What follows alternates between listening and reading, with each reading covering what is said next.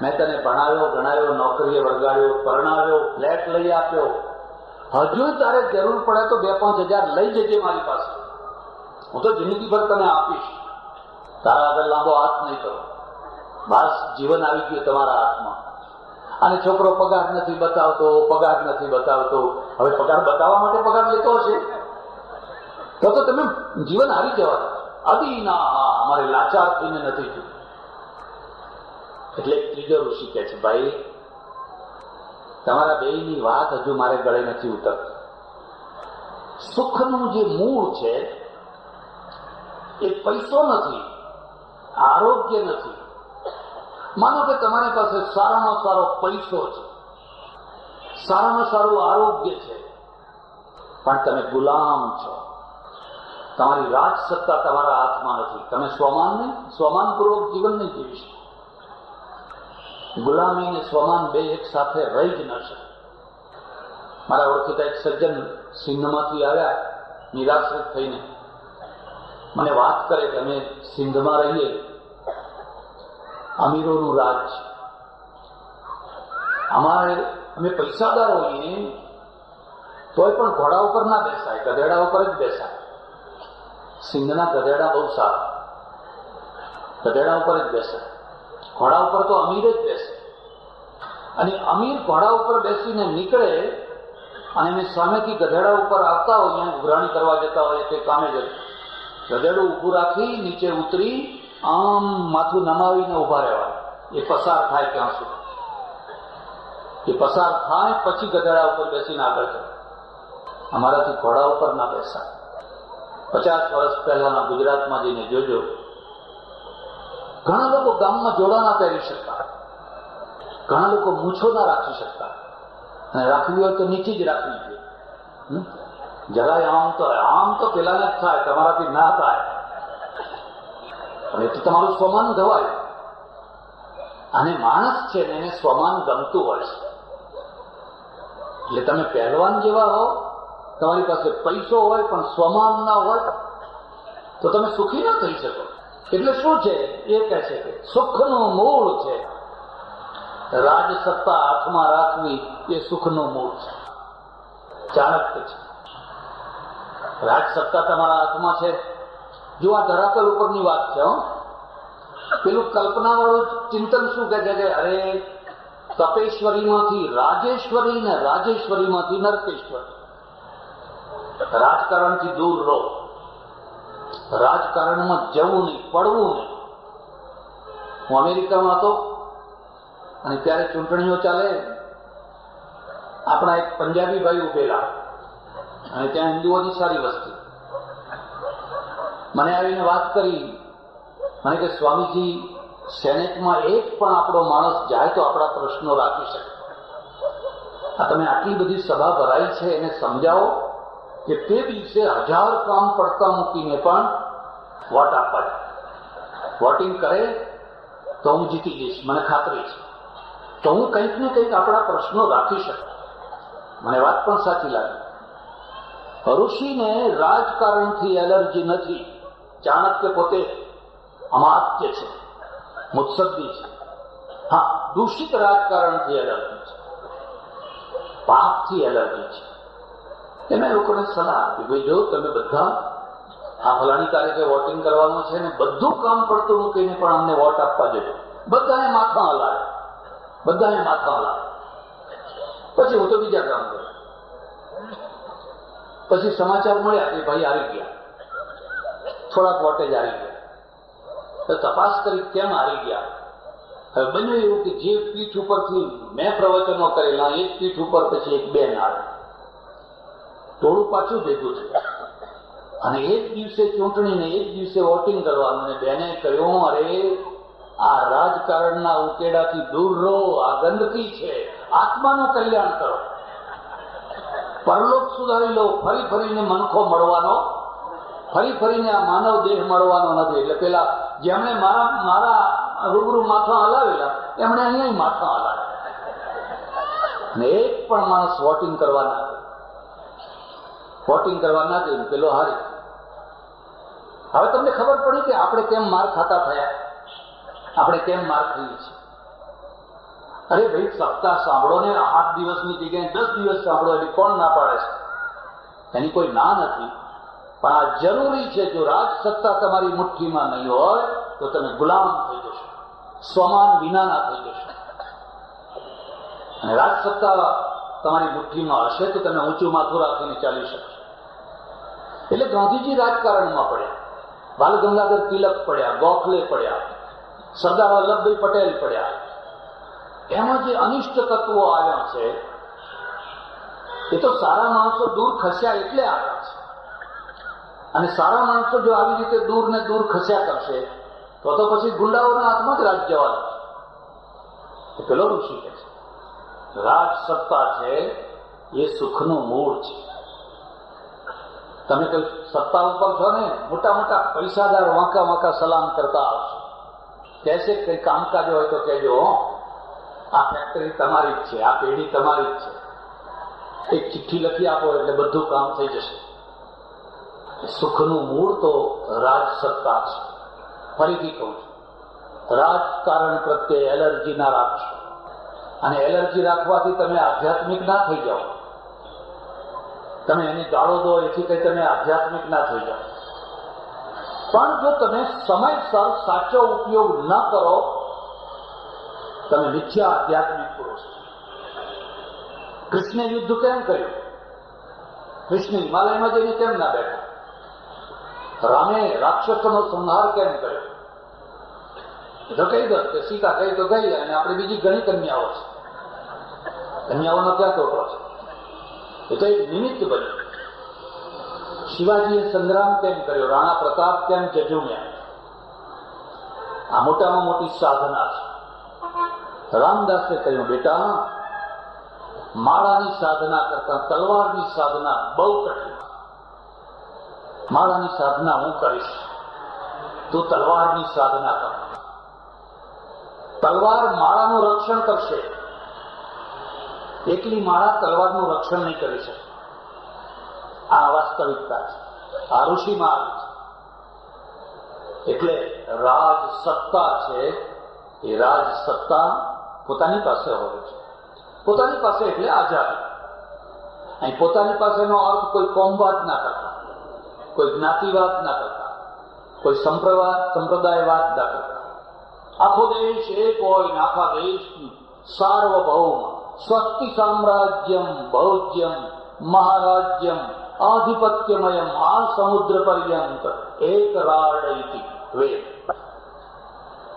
આ સમુદ્ર સુધી અમારું એક રાષ્ટ્ર હો, બળવાન રાષ્ટ્ર હો, સ્વસ્તિ હો, ભૌજ્યમ હો, અનાજના ઢગલા હો, અમારી ગાયો દૂધ દેનારી હો, અમારા યોદ્ધાઓ, શસ્ત્રો, ઘોડાઓ. આ વાસ્તવિકતા છે. પેલું કાલ્પનિક ચિંતન કહે છે કે અરે કેટલી વાર તમે ઇન્દ્ર થયા, કેટલી વાર મહેન્દ્ર થયા, રાજા થયા, મહારાજા થયા. આ ખોડિયું છોડીને જયારે આત્મા એકલો નીકળ્યો ને કશું ભેગું આવવાનું નથી. કઈ આવ્યું ભેગું? સિકંદર જબ ચલા દુનિયા સે દોનો હાથ ખાલી થે, એક કોડી ના લઈ ગયો. આ કાલ્પનિક ચિંતન છે. અરે કોણ કહે છે કે સિકંદર ના લઈ ગયો? આ 2300 વર્ષ સુધી એને લોકો યાદ કરે છે, ઓછું લઈ ગયું. મહાન સિકંદર, મહાન સિકંદર, મહાન સિકંદર, એને ઓછું મળ્યું છે. અને લઈ જવાની જ વાત કરીએ કે માનો કે બધું લઈ જવાતું હોય તો આપણે કંઈક કરીએ, તો આપણે કેટલા સ્વાર્થી થયા. આખી જિંદગી જે રડ્યા કમાયા એ બધું લઈને જઈએ પછી. અને સારું છે કે ભગવાન લઈ નથી જવા દેતો. અને જો લઈ જવાની છૂટ આપે, અને તમે હવે વિચાર કરો કે ઘરમાં ડોસો ડોસી કોઈ મરવાના હોય, અને નવું ટીવી આવ્યું હોય કે નવી ગાડી આવી હોય કે સોનું હોય, આવડો મોટો દાબડો ભરેલો અને લઈને હેડે તો આ બહુ હેડવા દે ખરી? એક છોકરાની વહુ કહે મૂકો મૂકો, ક્યાં લઈને હેડ્યા? મૂકો. અરે મરણ બગાડે, આ તો નથી લઈ જવાતું એ જ સારું છે. બાકી જો લઈ જવાની છૂટ આપે ને તો જીવવા તો ના દે, પણ મરવાય હરખી રીતે કોઈને ના દે. પણ આવી જ રીતે ઉલટું સમજાયા, કાંઈ ભેગું નહીં. અરે આ ઘરની ઘરવાળી છે ને એ બારણે હાથ દઈને ઉભી રહેશે, એથી આગળ નહીં આવે. દેહશ્ચિતાયામ પરલોક માર્ગે આ એકલું શરીર ચિતામાં બળવાનું. હવે તમારી એવી ઈચ્છા છે ઘરવાળીએ ચિતામાં ચડે અને ચડાવી. આપણે તો બંગાળમાં 70,000 સ્ત્રીઓની ચિતામાં ચડાવી, અને ઘરવાળી ચિતામાં નથી ચડતી એ જ સારું છે. કારણ કે એને જવાબદારી સંભાળવાની છે. તમે 2 છોકરા મૂક્યા છે, તમારું ઘર છે, તમારી મિલકત છે. હવે એ ચિતામાં ચડે તો આ છોકરા પાછા અનાથ થઈ જાય, નિરાધાર થઈ જાય. તો હવે છોકરાને ચડાવો તારે ભેગા. કેવું ચિંતન, કેવા વિચારો લોકોને. તમારે એમ સમજાવવાનું છે કે બેટા તારો ઘરવાળો મરી ગયો તો કઈ નહીં, તું ભાર ઉપાડ, આ બધી જવાબદારી તું ઉપાડ. ઝાંસીની રાણીની માં આ છોકરાઓને ભણાવ અને લાઈને લે અને તારી જવાબદારી પૂરી કરે. આ જીવન છે, આ વાસ્તવિકતા છે. કઈ નહીં આવે ભેગું, કઈ નહીં આવે, અરે નથી લઈ જવું અમારે. એટલે પેલો કહે છે રાજ સત્તા છે એની ઉપેક્ષા ના કરી શકાય. રાજ સત્તામાં સુખનું મૂળ છે. હવે ચોથા ઋષિ આવ્યા, એમનું નામ છે વાત્સ્યાયન.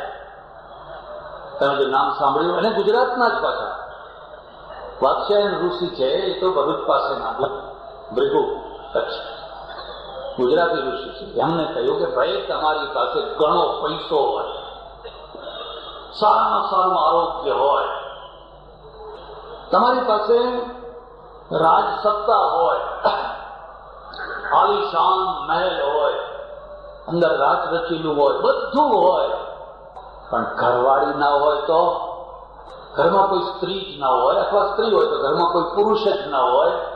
એકલો પુરુષ આલિશાન મહેલમાં, અરે એ તો ભૂત થશે, એ બે મહેલમાં ભૂત જેવો થઈ જશે. એટલે સુખનું મૂળ શું છે? ઋષિ કહે છે સુખનું મૂળ તો સ્ત્રી પુરુષોના સંબંધોમાં રહેલું છે, સેક્સમાં રહેલું છે. તમને ગમે કે ના ગમે, ધરાતલની વાત કરું છું, જમીન ઉપરની વાત કરું છું. તમારી પાસે બધું જ છે, એક સ્ત્રી નથી અથવા એક પુરુષ નથી. બસ હવે જોઈ લો, બસ ભરેલા ઘરમાં એક, મને લાગે છે અવિનાશ વ્યાસનું છે ગીત કે કોનું છે, જડે રે ભર્યું સરવરિયું ચોગરદમ, તોય મારું બેડલું ખાલી ઠામ. અવિનાશ વ્યાસનું છે. અરે કેટલી એમાં લક્ષણા કરેલી છે. આ ચારે તરફ સરોવરિયું જળેથી ભરેલું છે, પદાર્થોથી, ઐશ્વર્યથી, બધી રીતે ભરેલું છે. તોય મારું બેડલું ખાલી ખમ, ભરું ને ખાલી થાય મારી બેનડી. આ બેડનું જે મારું અંદરનું હૃદય છે, જે પ્રેમની ઝંખના વાળું છે, એ ખાલી ખમ છે. બાકી ઐશ્વર્ય તો ચારે તરફ છે, ઢગલા ભરે છે. અમારે પેટલાદ જતા 4 બંગલા બનાવ્યા છે ફોરેનમાં રહેનારા જે બ્રાહ્મણો છે. અઢળક પૈસો કમાયા, પોતાના ખેતરોમાં રાજમહેલ જેવા બંગલા બનાવ્યા, અને એ 4 પ્રદેશમાં રહે છે. અને એક ડોહા છે, એમને કહ્યું જાઓ તમે બંગલો સાચવજો ચાલે. હવે આ મોટા વિશાળ બંગલા અને આપણે ચારે તરફ પોળ. હું ઘણી વાર ત્યાંથી નીકળું, તે ડોહા છે ને રોડ ઉપર બેઠા હોય ખુરશી નાખી, 2-4 મોટા ચાકરો હોય, કાં તો પત્તે રમતા હોય, કાં તો પેપર વાંચતા હોય. તો હવે બંગલામાં રહેવું કેવી રીતે? કે કોઈ માણસ જ નથી. અને આ મુદ્દો યાદ રાખજો, તમે એકલ દોકલ માણસ હોવ તો 2 રૂમના ફ્લેટમાં તો સારી રીતે રહી શકો, પણ 100 રૂમના 100 બેડ વાળા કોઈ આલિશાન મહેલમાં ના રહી શકો. મરી તો પાગલ થઈ જાવ. પ્રદેશમાં આજ ઉપાધિ થઈ છે. 100 બેડનો મોટો આલિશાન બંગલો છે, લો એકલો માણસ ભૂત જેવો અંદર ફર્યા કરે છે. એક પીસીમાં કુદરતે જે વ્યવસ્થા કરી છે એને સમજવા જેવી છે. આ પુરુષો જે કમાય છે ને, પોતાની જાત માટે ભાગ્યે જ ખર્ચો કરતા હશે. મોટા ભાગના પુરુષોને તમે જુઓ, એને 2 લેઠા 2 જબ્બા આપો, 12 મહિના પાર. બસ ઇસ્ત્રી કરી તોય ભલે, ના કરી તોય ભલે, આમ કરીને આમ પહેરી નાડું બાળું બાંધીને આમ જબ્બો કરે. એટલે ભાઈ ઘરવાળી છે તો ઇસ્ત્રી તો નથી થઈ બરાબર, એને કંઈ પડી જ ના હોય તો ઇસ્ત્રી થઈ જાય, નથી થઈ કે આ તેના કશું. 2 લેઠા 2 જબ્બા બહુ થઈ ગયા.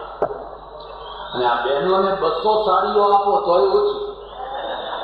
શોપિંગ સેન્ટર બધા એમના જ ચાલે છે, પુરુષોને નથી ચાલતા. આ શોપિંગ સેન્ટરો બધા એમના જ ચાલે છે.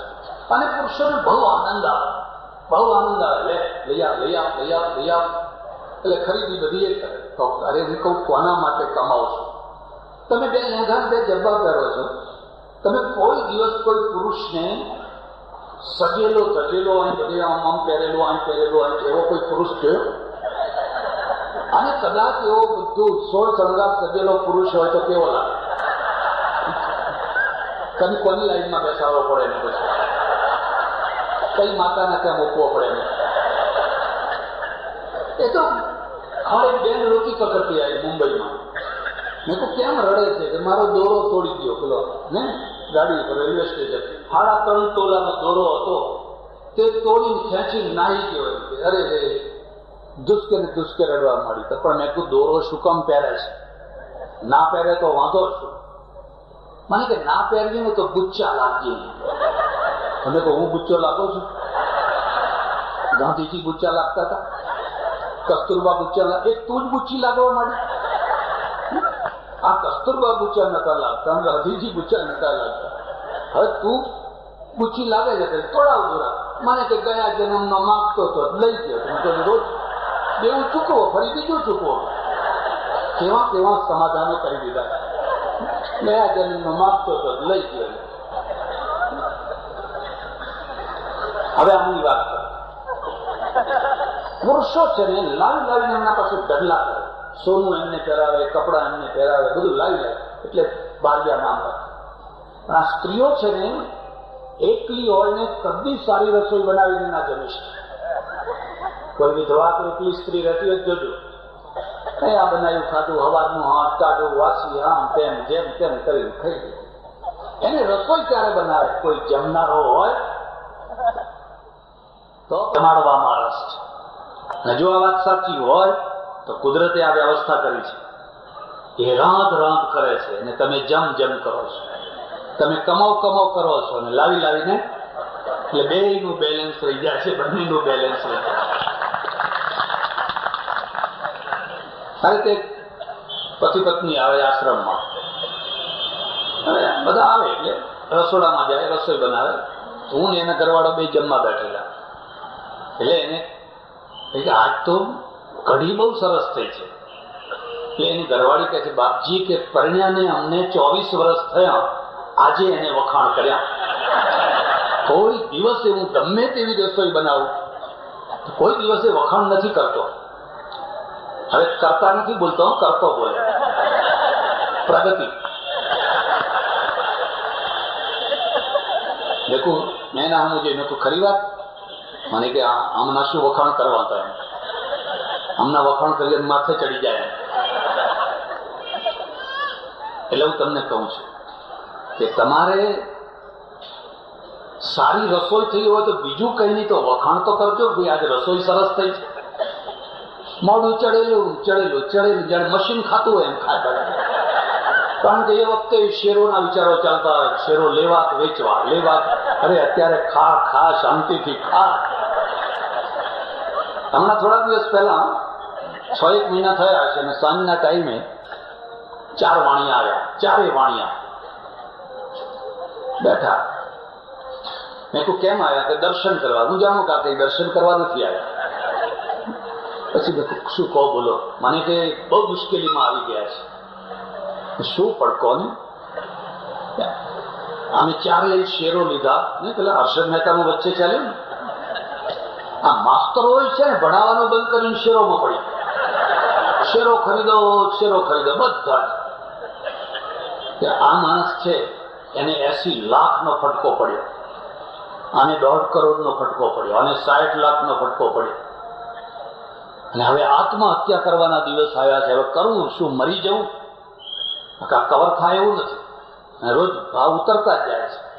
એટલે બાપજી હવે તો તમે કોઈ રસ્તો કાઢો અને તમે આમાંથી બચાવો. મેં બાપ ગોતરમાં ગોદાડો શેર ખરીદેલા નહીં, શેર જોયેલા નહીં કે આ શું કહેવાય કે શું નહીં. પણ આ લોકો મારી પાસે આવ્યા. મેં કોઈ ચિંતા ના કરો, તમારા બધા દુઃખ દૂર થઈ જશે. મારી પાસે મારા ઉતરેલા 4 જબ્બા પડ્યા છે, હું તમને પહેરાવી દઉં છું. તમારા બધા દુઃખ દૂર થઈ જશે. આ લેખ કરીને નીકળી પડવાનું. એવું તો ના થાય, એવું તો ના થાય. જરા વિચાર કરો. એટલે આ બેયનું જોડી છે.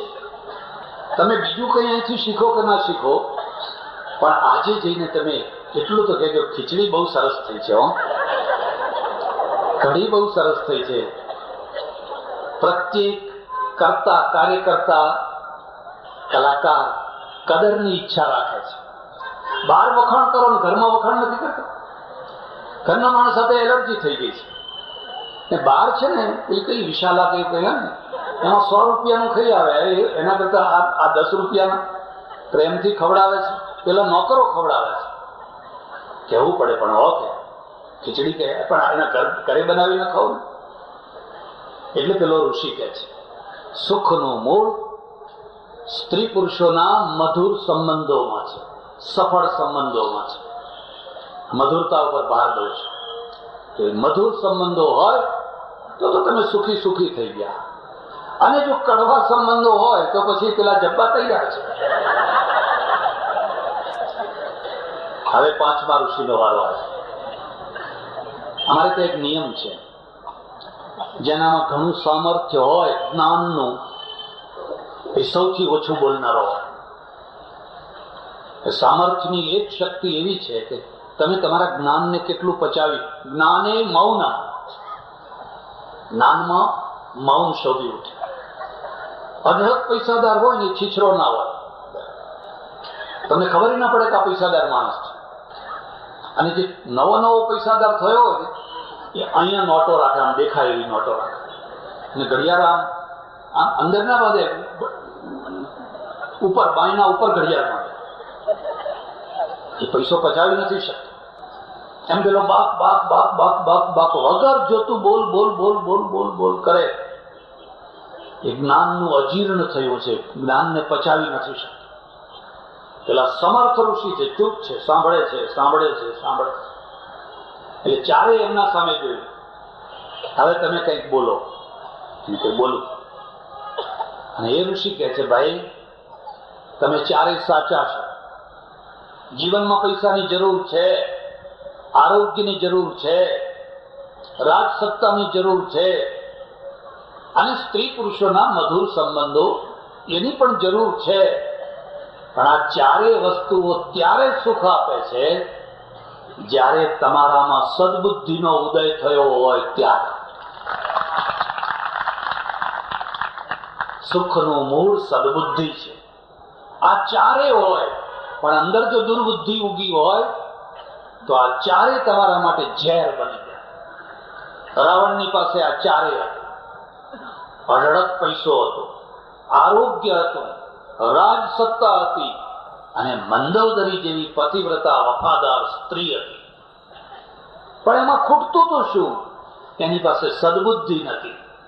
અને સદબુદ્ધિ નથી એટલે આખી લંકાનો નાશ કરાવી નાખ્યો. યાદવોએ નાશ કરાવી નાખ્યો, કંસે નાશ કરાવી નાખ્યો. એટલે આપણે હિન્દુઓ આપણા વેદની પ્રાર્થના કહીએ છીએ, ધિયો યો નઃ પ્રચોદયા, તો અમને સદબુદ્ધિ આપ. આનો ભદ્રા ક્રતવો યંતુ વિશ્વત અદબ્ધા સહ. આ ઋષિ છે. સદબુદ્ધિ એ સુખનું મૂળ છે. જો સદબુદ્ધિ હશે તો પૈસાનો તમે સદુપયોગ કરશો, પૈસો વાવશો, પૈસામાંથી લોકોને જીવન આપશો, કોઈનું ભલું કરશો, કોઈનું ઉત્થાન કરશો, કોઈ પરમાર્થની સંસ્થામાં જોડાશો, કોઈ પરમાર્થના કામ કરશો ને તમારો પૈસો ધન્ય થઈ જશે. ધન્ય ભામાશા થયો, ધન્ય ઝઘડુશા થયો, ધન્ય સગાડશા થયો. અઢળક પૈસો એને માનવતામાં લગાવી દીધો. જે લોકોએ પૈસો જમીનમાં દાટીને ઉપર ગાદી વાળીને બેઠા એ તો મરી ગયા, એમનું નામ નિશાન નથી. પૈસો એમને ખાઈ ગયો. પણ જેમણે સમય ઉપર સારા કામમાં એ પૈસાને વાપર્યો એ પૈસો ધન્ય થઈ ગયો, કારણ કે સદબુદ્ધિ હતી. ભામાશાહે કહ્યું મારો પૈસો અત્યારે પ્રતાપને આપવાની જરૂર છે. આ પ્રતાપ રાષ્ટ્રનું કામ કરે છે. તલવાર ને લક્ષ્મીનો સરવાળો થવો જોઈએ. લક્ષ્મી વિના તલવાર અને તલવાર વિના લક્ષ્મી અધૂરા થઈ જશે. બેયને યોગ કરો, પૈસો ધન્ય થઈ ગયો. પૈસો પાપ નથી, પૈસો ધન્ય થઈ ગયો. સદબુદ્ધિ હોય તો તમે ભીમ જેવા છો, હર્ક્યુલિસ જેવા છો, આખા મોહલ્લામાં તમારી ધાક છે, કોઈ ગુંડો મોહલ્લામાં પગ નથી મૂકી શકતો. તમારી યુવાવસ્થા ધન્ય થઈ ગઈ, તમારું યૌવન ધન્ય થઈ ગયું. તમે આખા મોહલ્લાને નિર્ભયતા આપી છે. બેન દીકરીઓ સલામત છે, પૈસો સલામત છે. તમારા જે મસલ્સ છે ને એ ધન્ય થઈ ગયા. તમારી પાસે રાજ સત્તા છે. તમે કોઈ નાની મોટી ખુરશી ઉપર બેઠા છો અને તમે ખુરશીને દીપાવો છો, તમે વિક્રમાદિત્ય થયા છો. તમે સમર્થ, ઇતિહાસ લખાશે તમારો. આ ખુરશી ઉપર બધા પહોંચી નથી શકતા. જવલ્લે જ કોઈ પહોંચી શકતો હોય છે, ને જે પહોંચ્યો અને જેને કામ કર્યા લોકોનો, એ તો ધન્ય ધન્ય થઈ ગયા. એટલે એ ખુરશી પાપ નથી, રાજસત્તા પાપ નથી. એનો દુરુપયોગ કરવો એ પાપ છે, એનો સદુપયોગ કરવો એનાથી મોટું કોઈ પુણ્ય નથી. જે 1000 સાધુઓ નહીં કરી શકે, એક સત્તાધારી કરી શકશે. તમે પતિ પત્ની છો, તમારું દાંપત્ય છે, કોઈ પાપ નથી, કોઈ માયા નથી વળગી, કોઈ દોષ નથી. આ શરત એટલી છે કે બંને એકબીજાને વફાદાર થઈ અને એકબીજા ઉપર અનહદ પ્રેમ કરી અને ઋષિ અને ઋષિ પત્નીની માફક તમારું દાંપત્ય ખીલવો, તો તમારું દાંપત્ય ધન્ય થઈ ગયું. પણ આ ક્યારે થાય કે સદબુદ્ધિનો ઉદય થાય ત્યારે. પેલા 4 ઋષિઓ પૂછે છે, પણ મહારાજ સદબુદ્ધિનો ઉદય થાય કેવી રીતે? સત્સંગ કરો ત્યારે. જાઓ કોઈ સમર્પણ વિદ્યાપીઠ જેવી વિદ્યાપીઠમાં 5 દિવસની, 6 દિવસની, 7 દિવસની શિબિર થતી હોય અને જ્યાં સત્સંગ થતો હોય, તમારા વિચારો નિર્મળ થતા હોય, તમને ઢાળ ઉપર દોડાવવાના નથી, ઢાળ ઉપર ચડાવવાના છે. એ તો ઘણા એવા વિચારકો, દર્શનકો છે, તમને ઢાળ ઉપર દોડાવે છે. તમારે ઢાળ પોતે જ દોડાવે છે અને દોડવું તમને ગમે છે, પણ પેલો ઢાળ ચડાવે છે, કારણ કે એમાં પાવર લગાવવાનો છે. પણ તમે શિખર ઉપર જાઓ છો, પેલો ખાડામાં જાય છે. આ જે 5 દિવસથી અહીં સત્સંગ ચાલ્યો, સેંકડો હજારો લોકો અહીંયા આવ્યા, એ નિષ્ફળ નથી. લોકો એમ કહે છે કે આટલી બધી સપ્તાહો, આટલા બધા સત્સંગો, કેમ એના પરિણામ? અરે પરિણામ છે. કોણ કે પરિણામ નથી? પરિણામ છે. જે તમને ખરાબ દેખાય છે એ એક વસ્તુ છે. આખું ધોતિયું સૂકવ્યું છે 5 મીટરનું, એમાં એક જગ્યાએ કાળું ટપકું છે. અને તમે કોઈને પૂછો, બોલો સામે શું દેખાય? કાળું ટપકું. એને 1/2 ઇંચનું કાળું ટપકું તો દેખાય છે, પણ આખું ધોતિયું નથી દેખાયું, ઉજળું ધોતિયું નથી દેખાતું. ભારત જે ઉજળો દેશ છે, ગુજરાત જે ઉજળો દેશ છે, એ આ સત્સંગના કારણે છે. આપણે કાળા ટપકા રોજ પેપરમાં વાંચીએ છીએ. કેટલી હત્યાઓ થઈ, કેટલા બળાત્કાર થયા, અરે એ તો કાળા ટપકા છે. પણ આ સત્સંગની વાત પેપરમાં નહીં આવે, કારણ કે આ તો ધોતિયું છે, આ તો હોય. આને કઈ સમાચાર ના કહેવાય. સમાચાર તો પેલા જ કહેવાય. હે? અને એમ થાય, ઓહો કેટલું બધું થાય. પહેલા થતું હતું, પણ પહેલા પેપરો નતા અને પેપરો વાળાએ થોડીક મર્યાદા રાખીને કે ભાઈ આવું બધું ના છાપતું. હવે લોકોએ વિચાર્યું કે આવું જ વધારે છાપે, લોકોને આવું વાંચવાનું વધારે ગમે છે. અને છતાંય આપણે સુખી છીએ, કારણ કે આ બધા સત્સંગની અસર છે. એના કારણે કેટલા પતિઓ સુધરે છે, કેટલી પત્નીઓ સુધરે છે, કેટલા પુત્રો સુધરે છે, કેટલા શેઠિયાઓ સુધરે છે, કેટલા નોકરો સુધરે છે, કેટલા ભાઈ ભાઈઓના ઝઘડા મટી જાય છે. કોણ કહે છે કે આની અસર નથી? અસર છે જ. અને એટલે આ બધું આયોજન જે 5-6 દિવસથી કરવામાં આવ્યું સદવિચાર પરિવારના દ્વારા, અને એના દ્વારા અમદાવાદ જેવી નગરી એનો લાભ ઉઠાવે, સમર્પણ વિદ્યાપીઠને દમદમતી કરે. અને એ રીતે આમાં ફોર્મો ભરવામાં આવ્યા, માનવતાવાદી બધી પ્રવૃત્તિઓ, આ બધાના દ્વારા 5-6 દિવસથી તમે ખૂબ ખૂબ ભાતું ભર્યું. એની મને ખાતરી છે. માણસ છે, 100% બધું જીવનમાં પાડી ન શકાય, કશો વાંધો નહીં. 5% તો પાડી શકાય છે, 10% તો પાડી શકાય છે. તમે કોઈને પાણી તો પીવડાવી શકો છો ને, તમે જરૂર પડે ત્યારે બ્લડ તો આપી શકો છો ને, તમારા અંદર દેશભક્તિ તો જાગે છે ને? સદવિચાર પરિવારના કાર્યકર્તાઓ રેલમાં કામ કરવા જાય, દુષ્કાળમાં કામ કરવા જાય, મોતને ભેટે ગમે ત્યારે ગમે તેવી પ્રવૃત્તિમાં ઝુકાવી દે, તો તમે બીજું કંઈ નહીં તો એમને બિરદાવી તો શકો છો ને? અને કોણ કે છે નથી કરતું? અરે ગુજરાત તો જરાક કંઈ થાય તો ઢેબરાનો ઢગલા કરી લે, ટ્રકો ભરીને. આ બહેનો રાતના ઉજાગરા કરીને એટલા ઢેબરા વળે. પછી મોરબીની રેન્જ હોય કે કચ્છનું હોય કે કંઈ ટોર્નેડો આવ્યો હોય, ગુજરાત તો કદી પાછું નથી રહેતું. બિહારનો દુષ્કાળ હોય કે આંધ્રનો હોય કે ઓડિશાનો હોય, ગુજરાતની સંસ્થાઓ બધે પહોંચી જાય છે, ગુજરાતના કાર્યકર્તાઓ બધે પહોંચી જાય છે. આ બધાના મૂળમાં આ સત્સંગ છે. પેલા ઋષિ કહે છે તમારે બુદ્ધિ સુધારવી છે ને, તો બુદ્ધિ સુધારવી હોય તો સત્સંગ કરો. ફરીથી કહું છું, એ સત્સંગ ધરાતલ ઉપરનો સત્સંગ, પેલો આકાશનો નહીં. આકાશનો જો સાંભળશો તો પલાયનવાદી થઈ શકો છો. અને ત્યારે તમે કહેશો એ તો બધા પૂર્વના કર્મે મર્યા, મરવા દો. એમ કે આપણે શું કરીએ, આપણાથી કંઈ થાય?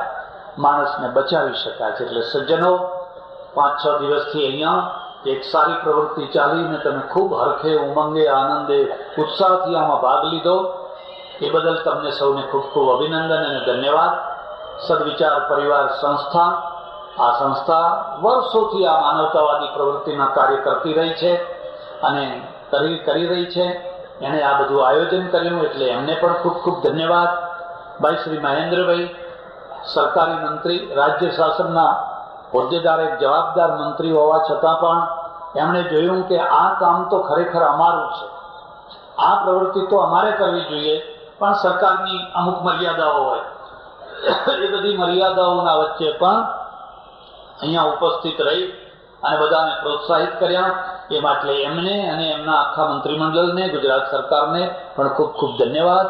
પરમાત્મા સૌનું ભલું કરે, સૌનું મંગળ કરે, સૌનું કલ્યાણ કરે. આભાર, ધન્યવાદ. હરિ ઓમ તત્સત.